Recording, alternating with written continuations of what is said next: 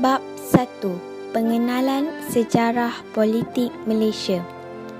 Pentadbiran Kesultanan Melayu Melaka sering dijadikan titik permulaan dalam memahami pentadbiran feudalism di Tanah Melayu.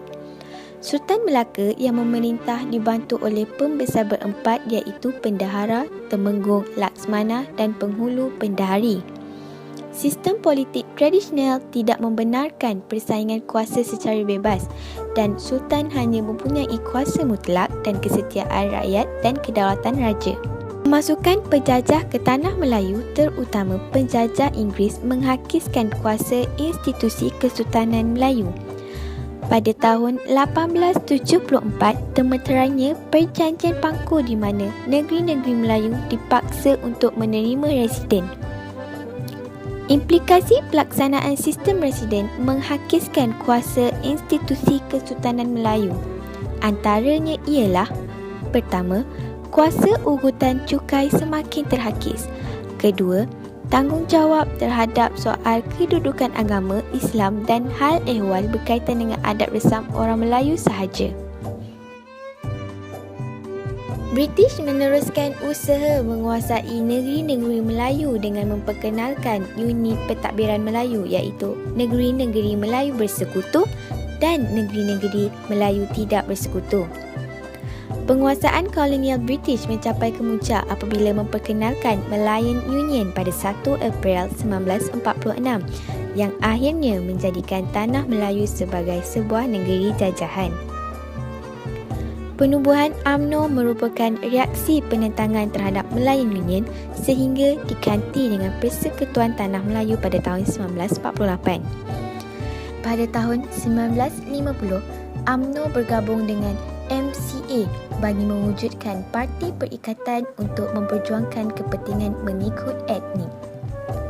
Perkembangan seterusnya menyaksikan Malaysia pada awal kemerdekaan yang mempunyai pelbagai parti politik yang pada dasarnya mewakili pelbagai kaum.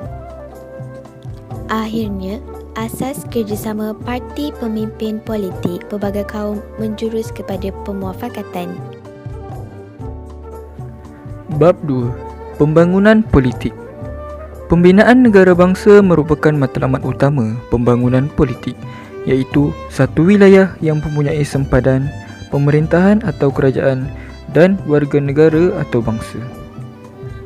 Pembinaan negara bangsa pula dapat dicapai melalui pelbagai pendekatan, termasuk penerapan dasar awam yang digubal oleh kerajaan dan pemupukan semangat nasionalisme melalui simbol dan ritual negara. Antara contohnya ialah lagu kebangsaan, bendera kebangsaan dan perayaan hari kemerdekaan.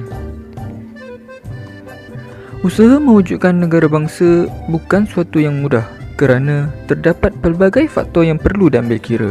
Antaranya merangkumi aspek kesan penjajahan, kepelbagaian suku kaum, gabungan wilayah dan gabungan kerajaan. Kewujudan parti politik, parlimen, perlembagaan negara dan pilihan raya merupakan komponen atau kriteria penting untuk menentukan kewujudan amalan demokrasi di negara ini. Pemupukan hubungan etnik secara formal dalam politik. Semasa pelaksanaan Malayan Union pada tahun 1946, secara tersirat memperlihatkan pihak British ingin memperkenalkan corak pemerintahan unitary yang berasaskan penguasaan majoriti oleh pihak British dan rakyat pula ditadbir sebagai satu bangsa. Usaha awal Dato' Onn Jaafar melalui parti multi-etnik iaitu Parti Kemerdekaan Malaya tewas pada pilihan raya Majlis Bandaran Kuala Lumpur pada tahun 1952. Masyarakat majmuk ketika itu yakin bahawa kepentingan etnik perlu terlebih dahulu diperjuangkan. Perkongsian kuasa antara Melayu dan Cina terjalin apabila UMNO dan MCA berpakat dan bertanding pada pilihan raya pada tahun 1952 untuk menentang IMP. Peringkatan memenangi 9 daripada 12 kerusi yang dipertandingkan. Manakala dalam pilihan raya Persekutuan 1955, Perikatan yang turut disertai MIC mendapat sokongan padu rakyat dengan memenangi 51 daripada 52 kerusi yang dipertandingkan. Kemenangan Perikatan pada 1955 menjadi bukti bahawa kerjasama politik dan perkongsian kuasa antara etnik boleh berjalan dengan baik. dan kerjasama tersebut memudahkan lagi usaha menuntut kemerdekaan. Kesedaran politik berasaskan ciri perkauman berkurangan dan kaum tertentu tidak mengundi parti yang hanya mewakili kaumnya sahaja dalam pilihan raya 1969. Keputusan pilihan raya tersebut membuktikan sokongan pengundi Melayu adalah terhadap calon parti politik pelbagai etnik berbanding parti berciri etnik. Parti Perikatan ditukarkan namanya kepada Barisan Nasional pada tahun 1974 yang dianggotai oleh 9 buah parti. Barisan Nasional yang terdiri daripada pelbagai komponen parti politik yang mewakili pelbagai kaum dapat mengurangkan masalah persaingan politik dan juga konflik berkauman. Hubungan harmoni di antara kaum yang harmoni memainkan peranan penting bagi memastikan pembangunan politik yang sihat dan matang. Pada tahun 1963, Perjanjian Malaysia ditandatangani sebagai tanda persetujuan antara pemimpin Persekutuan Tanah Melayu, Sabah, Sarawak dan Singapura. Namun, Singapura telah mengambil keputusan untuk keluar daripada Malaysia pada 9 Ogos 1965. Demografi dan politik. Di Malaysia, setiap kumpulan etnik mempunyai bahasa, adat resam, kepercayaan, agama dan kecenderungan yang berbeza, termasuk dalam berpolitik. Aspek demografi mempunyai pengaruh yang kuat terhadap demografi politik dan proses politik khususnya dalam pilihan raya. Bilangan pengundi merupakan faktor penting dalam politik dan pilihan raya. Jumlah ahli dalam parti politik dan jumlah pengundi di sesuatu kawasan turut mempengaruhi kemenangan parti di sesuatu kawasan. Komposisi dan pola taburan penduduk di sesuatu kawasan pada amnya menentukan parti yang mewakili kawasan terbabit. Agihan kerusi Parlimen dan Dewan Undangan Negeri (DUN) keseluruhannya menggambarkan komposisi penduduk sebenar. Hal ini dapat dilihat berdasarkan perkembangan dan angka rasmi pilihan raya sejak tahun 1959.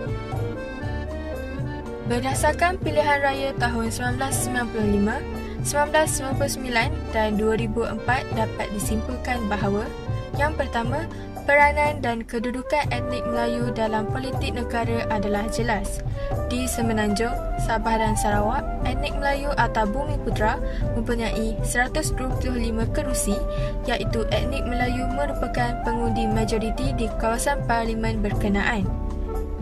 Di Sabah dan Sarawak pula, terdapat 31 kerusi majoriti peribumi. Secara keseluruhan, kerusi Melayu atau Bumi Putra dalam politik negara adalah 156. Kejayaan BN di Semenanjung, Sabah dan Sarawak untuk terus mengekalkan kuasa membuktikan kejayaan konsep dan amalan pakatan dan kerjasama politik antara pelbagai etnik.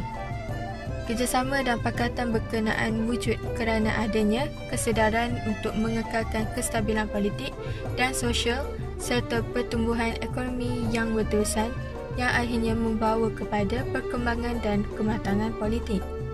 Kejayaan BN memperlihatkan keyakinan pengundi dan rakyat terhadap kemampuan BN untuk memerintah. Formula perkongsian kuasa membolehkan pemimpin yang mewakili pelbagai etnik bekerjasama menentukan dasar dan hala tuju dan masa depan negara.